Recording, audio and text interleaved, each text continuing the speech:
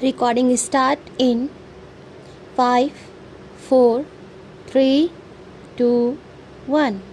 Start. Sir, the purpose of this bill is not to increase anybody's emoluments.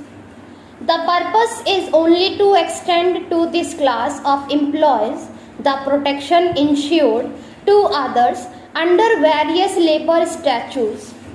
That is all. Therefore, I want to know from the government the logic by which they propose to bring certain categories determined according to their emoluments within this legal protection and to exclude others.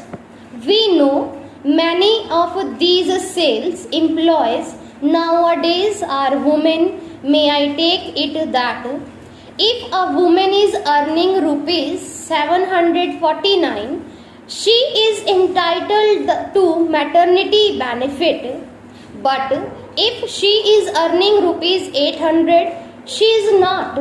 What is the idea in the government's mind? I know they have brought forward this bill, most having been compelled to do so by the judgment of the Supreme Court and the agitation being carried on by these employees for many years.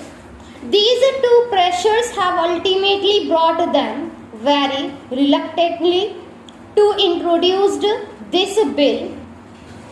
Having brought forward this bill, which is a good thing in principle, which we welcome, they act just like a shopkeeper.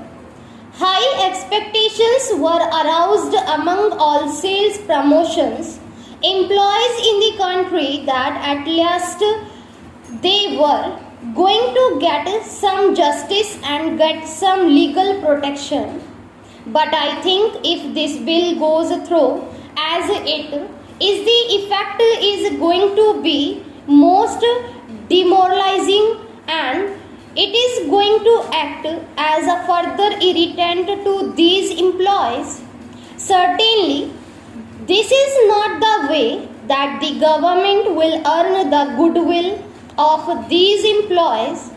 The honorable member says that he would like to see the employees of similar Indian firms protected, but I feel that this bill, as it is now defined here, will to some extent protect only those employees.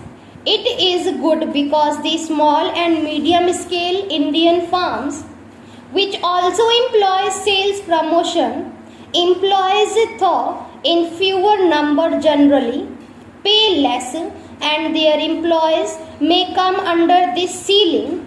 Precisely, the people who are being protected are the employees of the bigger firms and not the employees. It is precisely monopoly and multinational firms who out of the huge profits are able to pay slightly higher emoluments to their sales promotion employees are sought to be protected by the bill by fixing the ceiling in such a way that a majority of the employees are excluded from its purview and denied legal protection.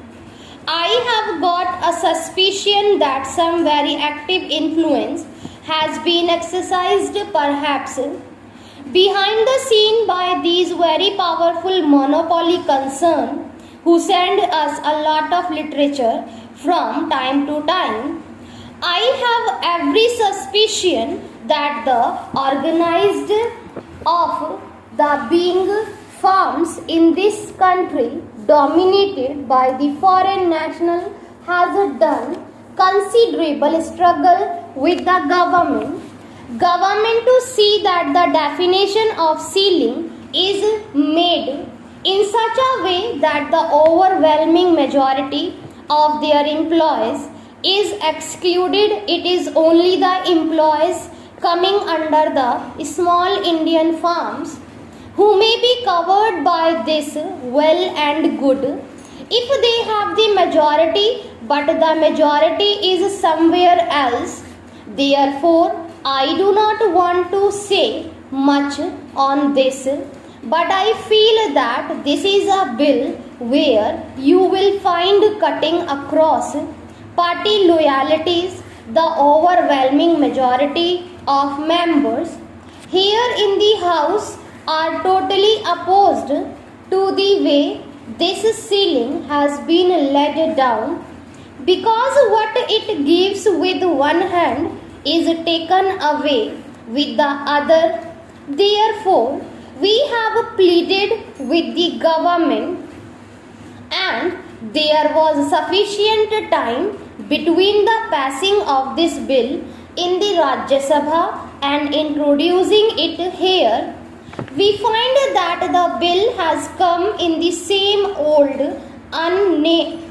unamended form. Apparently, the government is determined not to make any change.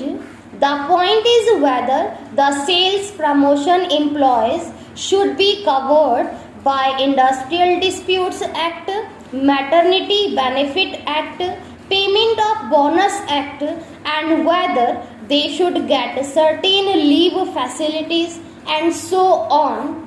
That is all. I think it is a very elementary thing which is being asked for in every country as far as I know, and we pride ourselves on the fact we are becoming an industrially developing country and so on. Certainly, the provision of such legal enactment are extended to cover all the people who are working there. I could understand it if this definition would entail some sort of higher emoluments being given.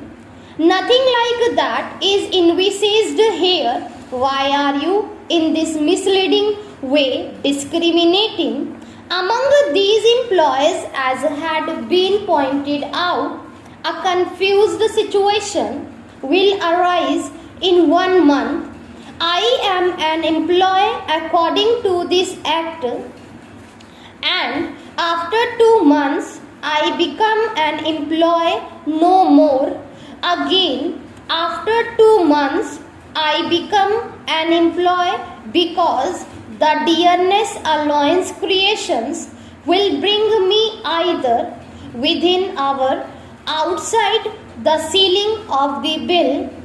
Let us understand why exactly government is doing like this. I am afraid we will be compelled to oppose this bill in present form.